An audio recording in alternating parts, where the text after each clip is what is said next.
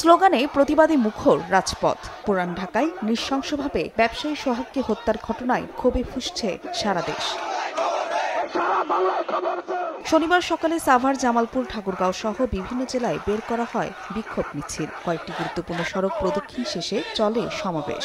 এ সময় বক্তারা অভিযোগ করেন, দেশের আইনশৃঙ্খলা পরিস্থিতি চরম উদ্বেগজনক অবস্থায় পৌঁছেছে। তারই দৃষ্টান্ত সোহাগ হত্যাকাণ্ড। নারকীয় এই নৃশংসতার দৃষ্টান্তমূলক শাস্তির দাবি জানান বক্তারা। আমরা নীরব থাকতে চাই না, আমরা এর প্রতিবাদ জানাই।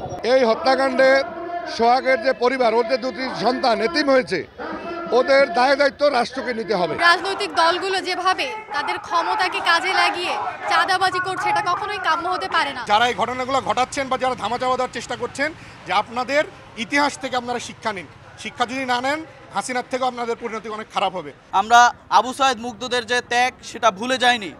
যদি নতুন করে নতুন ফ্যাসিবাদের বিরুদ্ধে যদি আমাদের নামতে হয়, আমরা প্রস্তুত আছি। যদি আবারও কেউ এই ফ্যাসিজম কায়েম করার চেষ্টা করে বাংলার জমিনে, ইনশাল্লাহ তাদেরকে রাজপথে কুকুরের মতো জবাব দেওয়া হবে।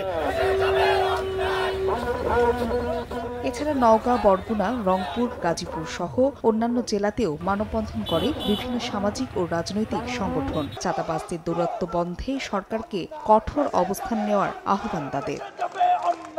ফাহরিয়া ফারজানা, সময় সংবাদ।